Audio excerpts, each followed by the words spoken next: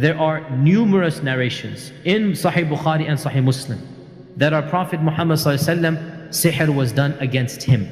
Aisha narrates that sihr was done on the Prophet ﷺ, and he began to imagine that he had done something when he hadn't done it. The Prophet would wake up in the morning believing that he needed to do a ghusl. Means he was intimate, but he had not been intimate. So shayateen especially love to play with this area of sexuality. That's why dreams of a sexual nature, whether a man or a woman sees them, what we call wet dreams, whether ejaculation occurs or not, but all dreams of a sexual nature, all of them emanate from shaitan. And that is why the prophets, none of them can have these types of dreams. So dreams of that nature, they come from shaitan. Shaitan plays with our minds, men and women. Now of course it's not sinful, we are not held accountable for what we dream and what happens in our sleep. So in this case, our Prophet ﷺ didn't have a dream, but he thought that he had done something natural and allowed between a husband and wife. And Aisha would tell him no.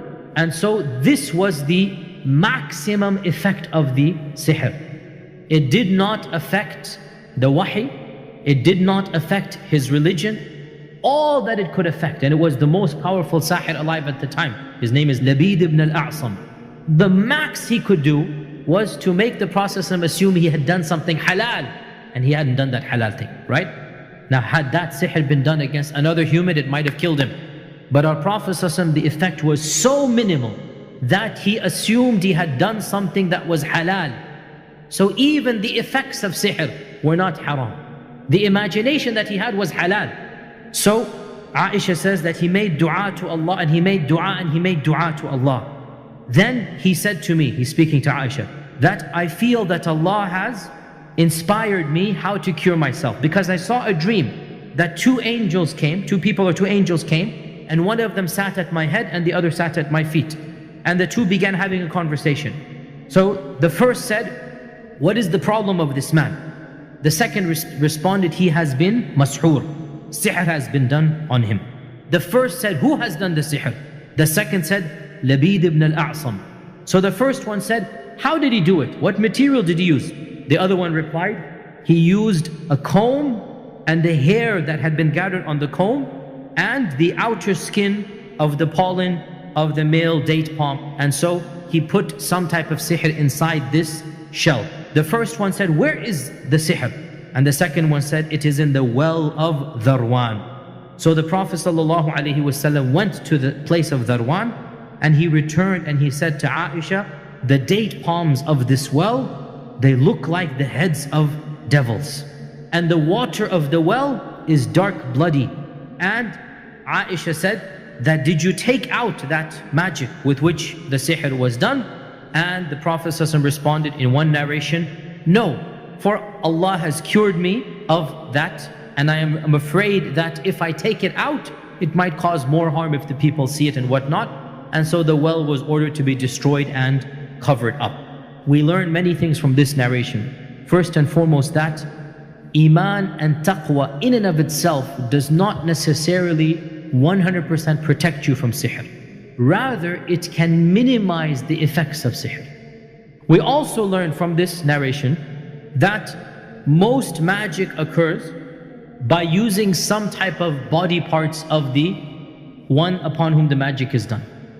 So the most common things used are hair and nails, and also clothing items. We also learn that one of the main ways to combat sihr is through dua to Allah, because Aisha says he kept on making dua, he kept on making dua. According to another hadith, the angels recited Surah Falaq and Surah Nas. And according to another narration, Surah Falaq and Surah Nas were revealed because of this occasion. So we learn therefore that Surah Al-Falaq and Surah Al-Nas are of the most powerful cures for sihr. And both Falaq and Nas basically directly or indirectly talk about sihr. وَمِن شَرِّ النَّفَّاثَاتِ فِي الْعُقَدِ. I seek refuge in Allah from the evil of those women who are blowing on knots.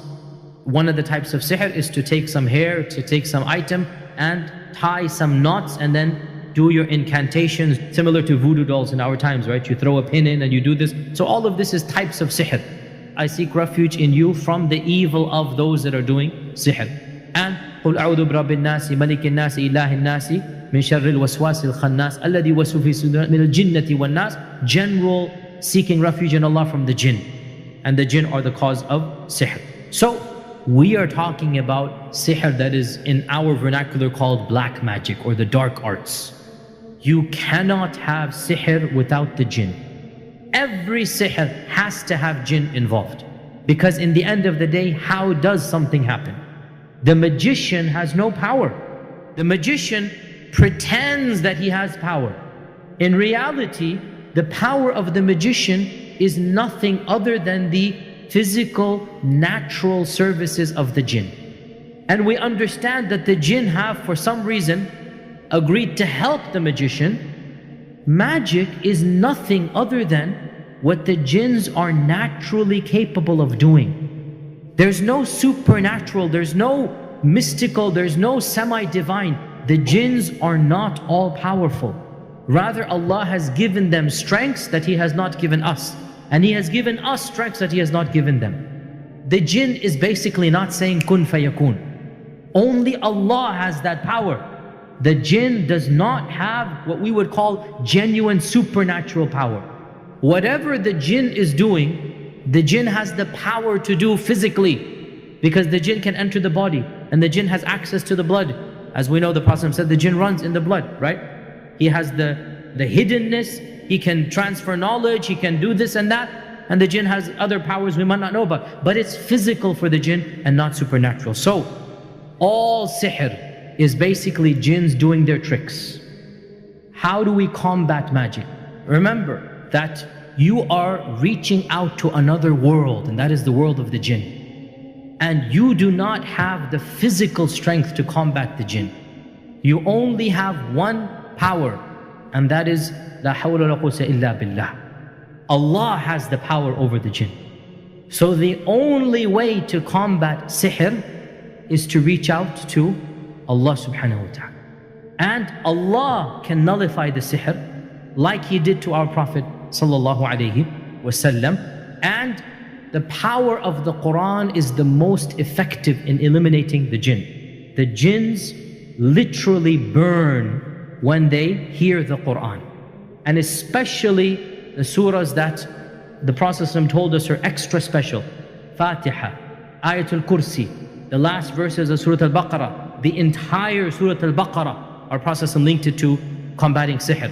Falaq and Nas, right? All of these are especially powerful in combating sihr.